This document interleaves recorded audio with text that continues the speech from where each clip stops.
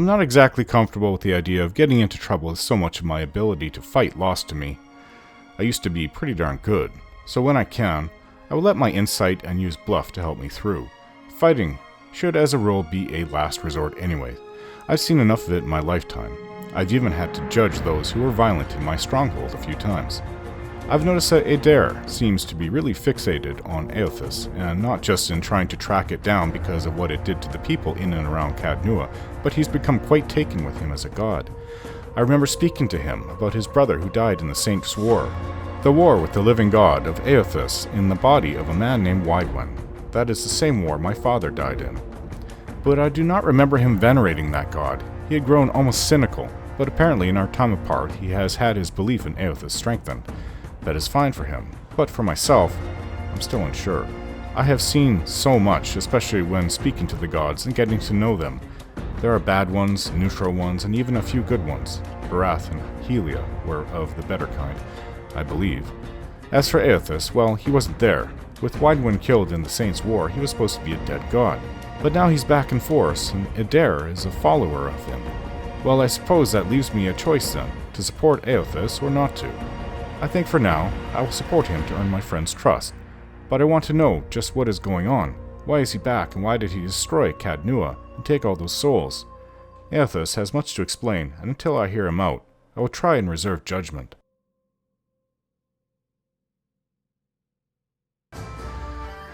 With a host of traders left stranded at Port Maje by the storm's destruction, there are no vacancies at the local tavern. However, Thorel, the tavern keeper, is willing to put me up if I clear out one of the current occupants.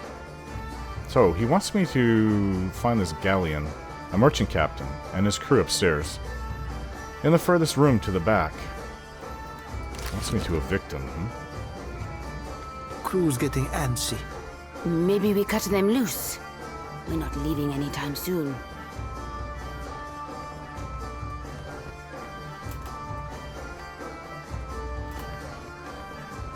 Here's a lot of us stranded on the damn island. Okay, so it's like that for a lot of people here. It's not just me, or us, I should say.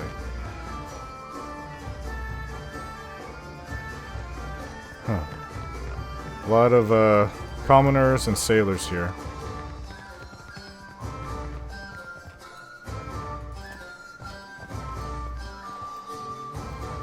What's this? Stuffed Kraken. Kraken's eye. Yeah, that would be stealing. Yeah. I've never been a thief, and I've said that a few times before. Let's go find this guy and see if we can't kick him out peacefully.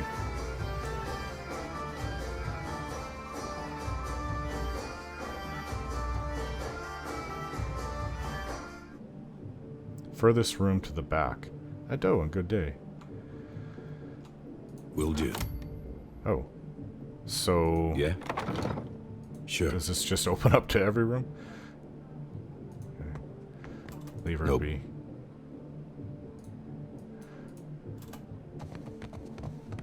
Leave her be.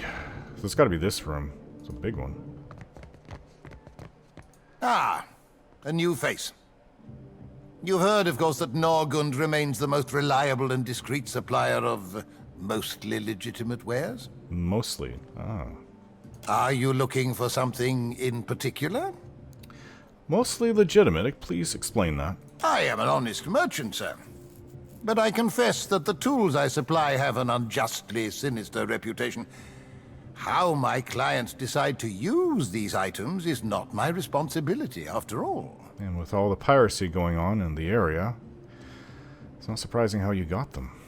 Show me what you have for sale. Lockpicks. I do have a few on me, so...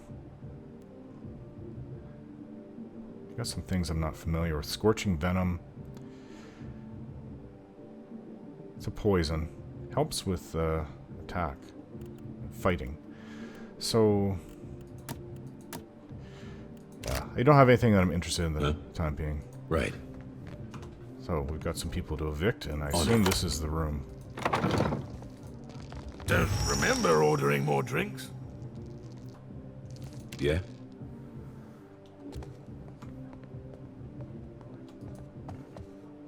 Thought I'd locked that thing.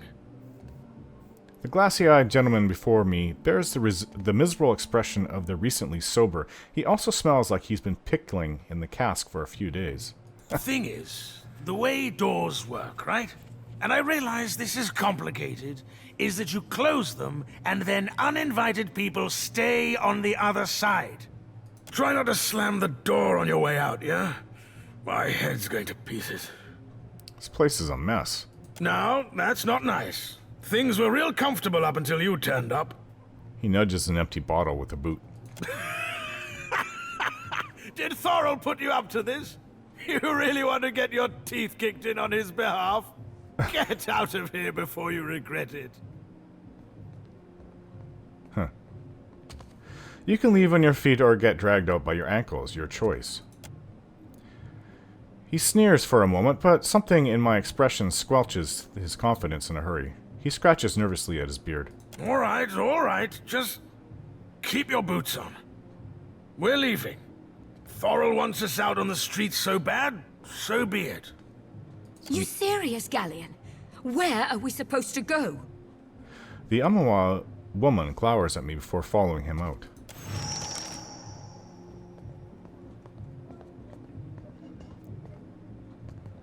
It's not like you're gonna go outside and freeze. It's a nice warm island.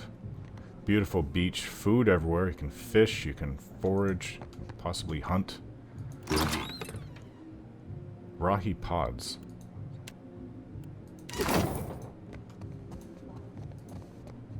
So he would give us this room, he said. Scroll of Blessing.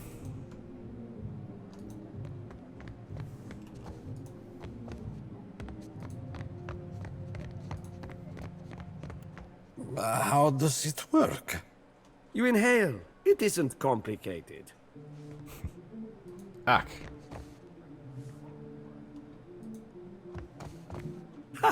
Maybe I was wrong.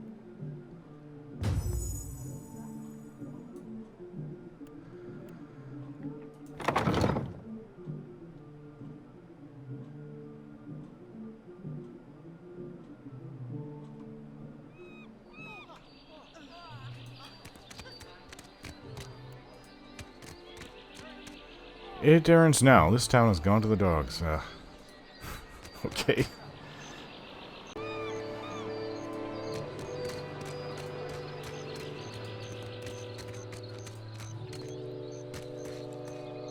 A fair wind to you. Accept the light, and you shall be redeemed. A woman shouts, arms raised high and wide. In each hand she grips a golden candle. The flames gutter wildly as she gestures to the crowd before her. The missionary holds a candle to drip wax in the shape of 3 stars on the forehead of each kneeling worshipper. One of them stumbles back, swiping the hot wax from his skin, so that has to be for Aothas. Se futito! Modicchio! I did not sign up to be burned! Watch from within the crowd. The priestess trembles her arms, face pinched with disappointment. In the warm sea breeze from the port, loose strands of her sun-streaked hair whip about her head like a living halo. This flame is not for purification. It is for illuminating the darkness. Sanctification comes only as a result of your journey. But the light will guide your way. She tilts her face towards the sky, eyes shut. She drags a shaky hand to dribble wax across her own brow. Aothas has returned at last, but it's not too late to redeem ourselves. As surely as my fingers are webbed, I tell you, gone, never left. Despite her contrary words, the Huana woman shrugs, accepting the golden wax. The Huana are a tribal civilization primarily composed of island Amanoa, which has thrived in the Deadfire Archipelago for thousands of years. Though largely decentralized, the Huana share common values steeped in mythology and a sense of guardianship over the isles they call home. Sakes alive, Wanglis. Ain't we got more pressing matters to attend to than a baptism? She sounds a little bit like you, Adir. Arms crossed over her chest, a shorter, duskier woman watches the ritual with an ornery sort of expression. Her delicate chin jutted up. She talks like she's from Riad Saris. We just missed one of the biggest reapings of all time. What about the souls that need us? As she steps forward, she reaches for a peculiar-looking lantern strapped to her hip. Do not push me on this, you wayward child. You'd leave the living forlorn to service the dead? Rather than discouraging the other Dawnstar, the accusation seems to kindle a stubbornness inside her. Shoulders set, she grins. Here, I'll light 'em all at once. Metal clanking, she sways an eerily lit lantern in an intricate pattern before her. The priestess bites her lip, swinging harder and faster. Lithe arms hurtling the weapon with a deceptively hidden strength until she thrusts it hard out towards the crowd, splattering everyone with wax.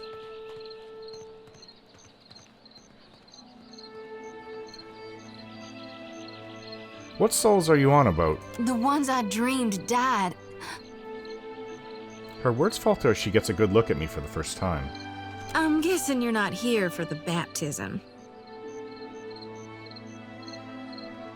You dreamed people died? Sure did. I get those kind of dreams sometimes. The ones that turn out true. Nightmares, more like. Terrors that come true. She rubs a palm over the back of her neck.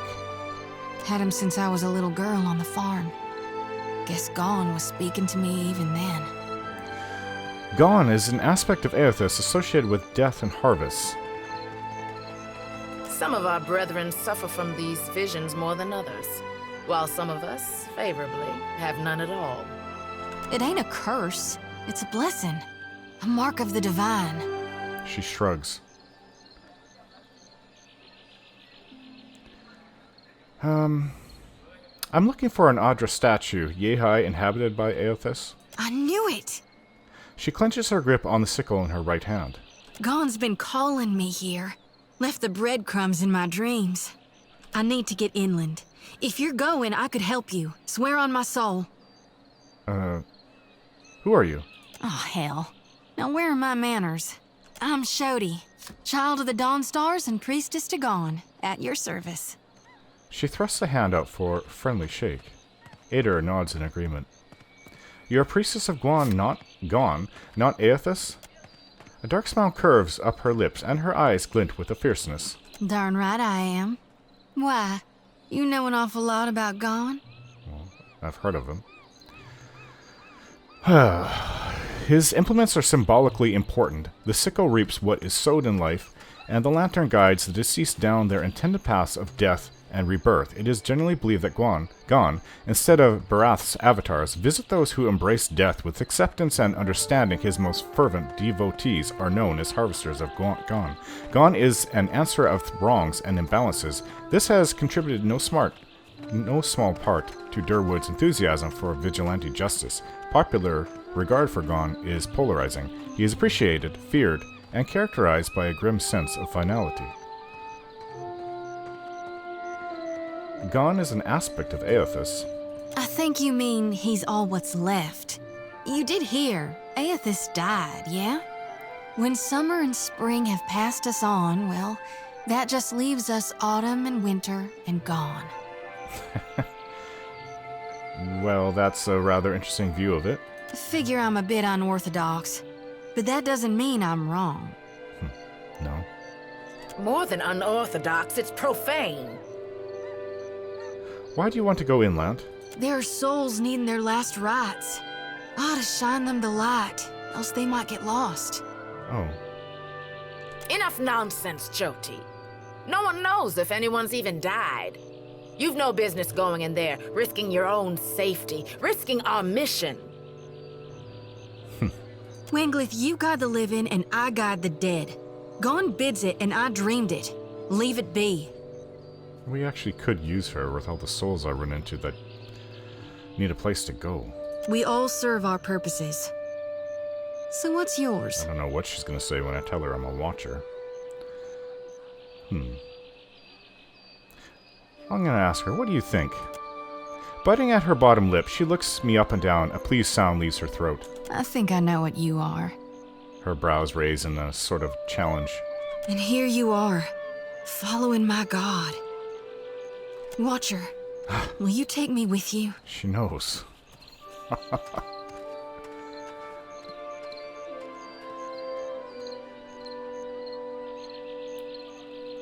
A fine proposition. I'd enjoy the company of a priestess. An attractive one, too. I know an offer rare as hen's teeth when I hear it. Yeah, I'm taking it. She beams brightly. You won't regret this. She steals a shy glance at Adair. Hey. Adair half nods without looking in Xoti's direction. He seems suddenly focused on something in the distance.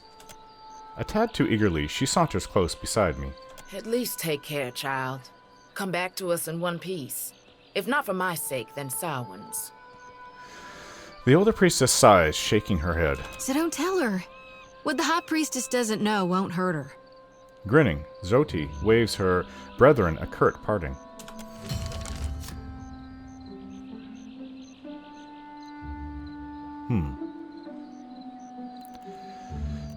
We could use a priest. She looks like she's a mixture of the two different, what we call human metal folk, which is what me and Adair are. And,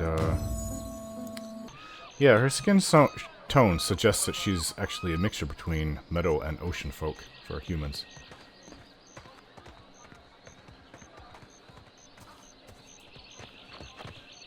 You watch over her, you hear? That's one of ours whose fate you've taken into your hands. I'm sure she can take care of herself. And you know her better than her own brethren? No, but she's a human. And an adult, can't she take care of herself? You look, but you never see me. The Watcher's got a keen eye, spotted my potential.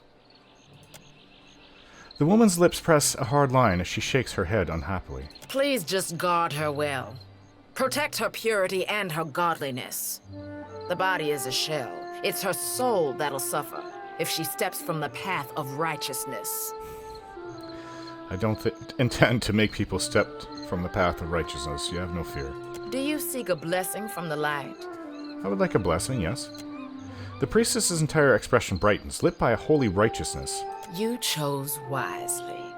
Endurance is the path to perfection. Hand me your palm. I give it to her. We'll strengthen your spirit through tribulation. The woman snatches for my wrist with a fervent strength. Her fingers are cold, unrelenting, and tight, but the candle flame that she presses to my skin is white-hot, instantly singeing. This flame lacks the flicker of guidance, but it will purify both flesh and soul. Let the pain absolve your sins. Hold my hand over the flame. An acrid smell assaults my nose as smoke curls up from my skin. The pain is constant, jabbing, the tip of the flame needling at my nerves until the fingers began to shake uncontrollably. And now for the benediction. What I speak, you repeat after me. Godly Redeemer and bringer of light, who shepherds his flock through the labyrinth of hell. Though you currently rest in peace, we remain devoted until the time of your revival. We believe in your coming rebirth, in the restoration of your holy greatness. And we now beseech you... Keep holding my hand over the flame. The fire continues to eat through flesh and muscle, digging into bone. A faint trace of a smile forms on Adair's lips. To banish the shadows of the unfaithful and wash away the sins of our past. Godly Redeemer and bringer of light. Without so much as a movement from either of us, the flame suddenly snuffs out. Wanglith nods and rubs a glob of wax into the wound. Good. The light accepted you for its host. This is the religion of my parents and my father who died. I've been very skeptical, but then I've seen what the gods are like. And I know Adair believes in it, and so does Xoti. Go and be well. Walk within the light, and you shall not falter. So, ow. I just wanted to prove myself. With a flick of her finger, she spatters me with golden wax.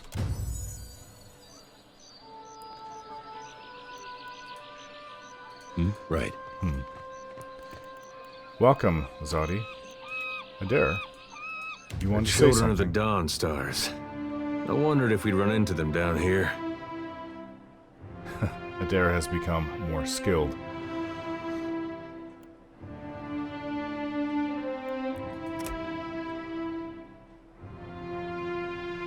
Okay, so... survival.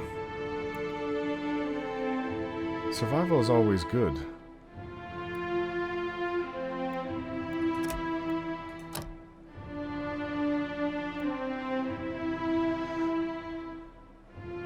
Discipline Barrage. The fighter intensely focuses on the training, gaining the aware inspiration for a short time.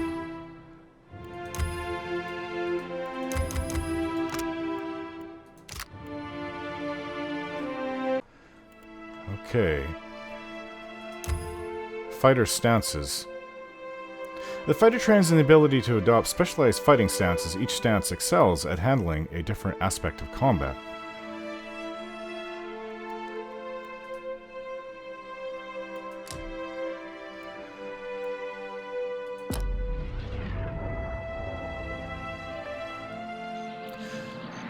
The Children of the Dawn Stars, I wonder if we run into them down here. There's someone I used to know. Just an old friend. Came out here to settle with them last I heard. Maybe we should ask around, see if she's still out here. Might be she can help us. Just a friend, huh? Xoti rubs the back of her neck, clearly uncomfortable. How did you know her? Oh, well, both grew up in Gilded Vale, same temple. He looks, askance at me.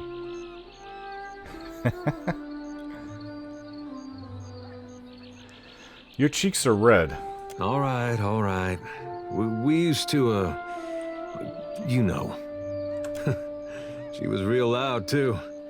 Used to have to cover her mouth or she'd get the dog howling in the next room.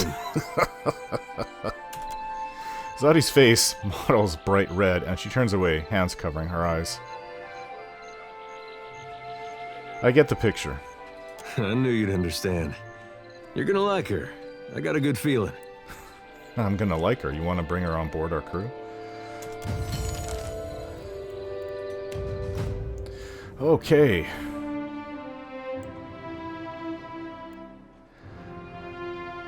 I think a bit more athletics will help me. That swim proved I could be in a little bit better shape. And insight for now.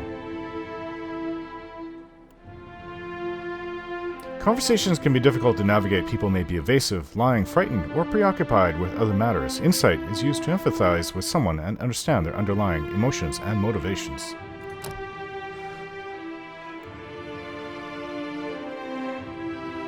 Soul Whip. Now, I happen to remember using Mind Blades before and liking it very much. I've forgotten so much.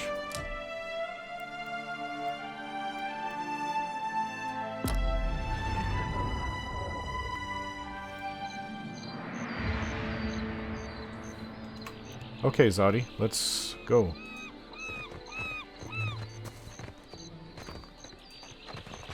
Hand is gonna hurt for a long time. Ow.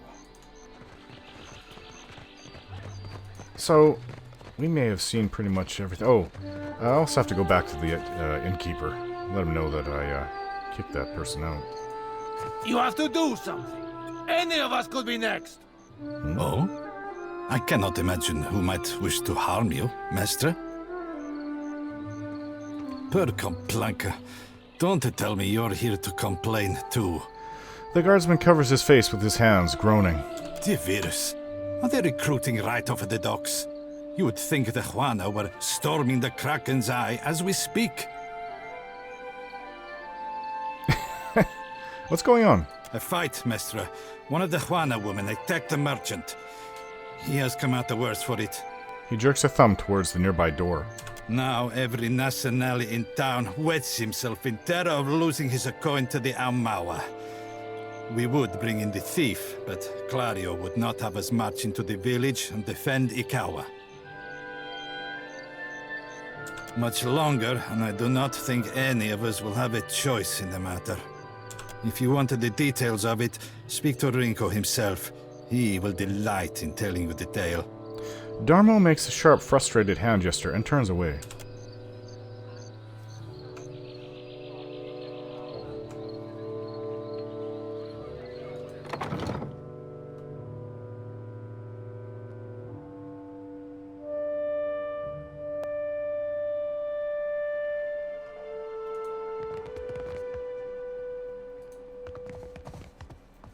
Nice home you have here. I'm keeping Papa company till he's better.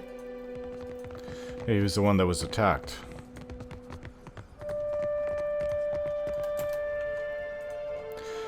This chart appears to outline some kind of mining operation. Numbers in the nearby ledger seem to allude to volume, though of precisely what isn't clear.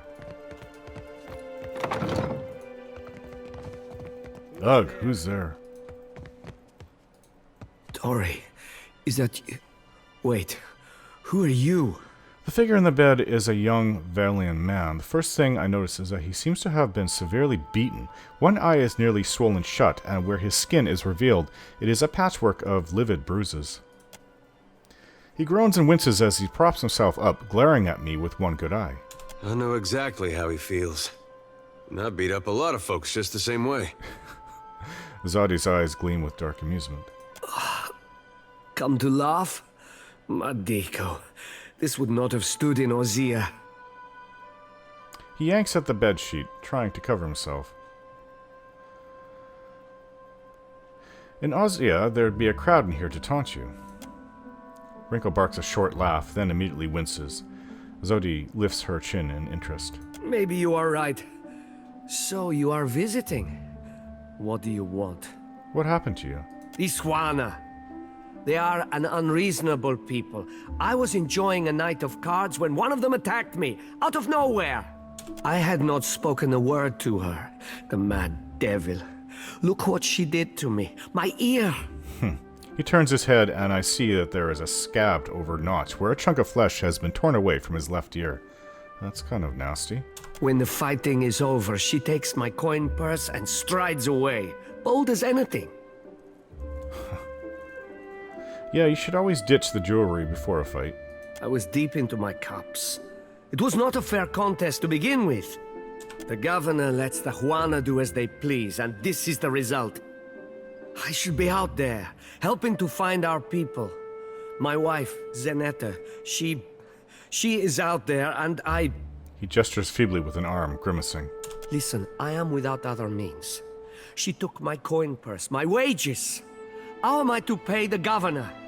How am I to feed my son? His already bruised, purpled face reddens further.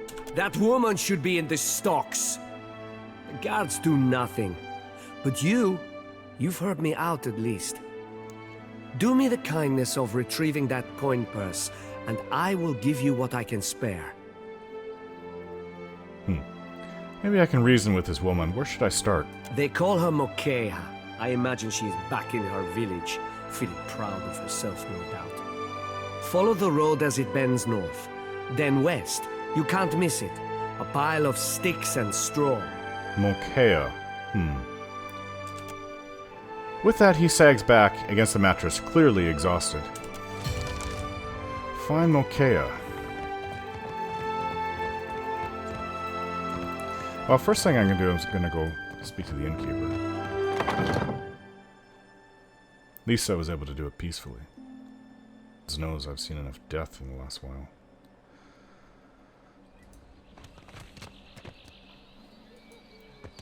Sientere. But if you have something to report, you'll have to take it to the commander. I've been asked to keep watch over this house. As if anyone would bother with this Batso. Okay.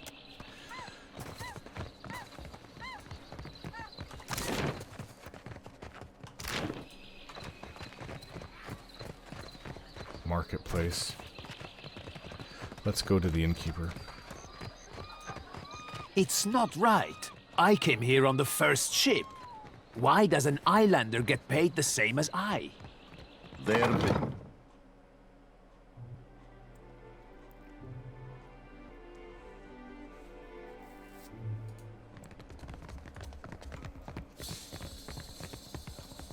Still kicking, eh? What'll it be? I cleared out that room for you. Hey, good work. Times like these, I can't afford to keep on anyone who can't pay their tab. The second word got around, I'd have every pauper in the city on my doorstep. The room's yours if you want it. And for a job well done, here's your pay. He sets a damp leather coin pouch on the counter. I've gained 1,200 copper. Still kicking, eh? What'll it be? Any chance you saw the fight between Rinko and Mokea? Mokeho? Mokea. That'll be the Juana the poor fool got into a dust-up with, I expect. Yeah, I saw it. Made a real mess, they did. The two of them were having a game of cards, far as I could see. Guess things between them soured in a hurry. I kicked the Juana out, had a few men carry what was left of Rinko home. Do you know Rinko? Well, no more than most. He's a hard man to like, let's say. Came here with the wife, an animancer. One of Odorisi's lot. The governor could tell you more there. Starting to sound like an investigation to me. Something that I've done a lot of in the past with my abilities as a cipher. So they were playing against each other. Well, yeah. Think maybe Rinko wasn't expecting one of the Juana to know the game so well. He looked real nervous by the end. Do you know who started the fight? Could have been anything. Rinko doesn't know when to quit talking, and some of those Juana are real serious types. Far as I'm concerned, we owe the Storm Speaker for keeping the town in one piece. Don't mean I'd invite her people over for tea. That's all the questions I had. Sure. Just hope you don't mean to dredge anything up again. Leave the feuding for the Blue Bloods. Know anyone looking to make some coin? I need someone who can hold their own in a fight. Folks come by here all the time hunting for work. Let's see who we can scrounge up. Ah. Well, I don't have a constant source of income.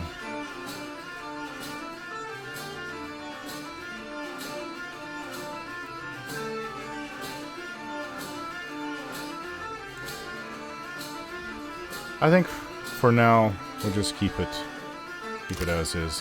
When we know when we're going to start sailing, and or if we're going to go inland and find Aethys, maybe it'll all be over. I can start sailing home. But when we know what's going on, I'll see about hiring other people. But for now, we have to go find out about this fight.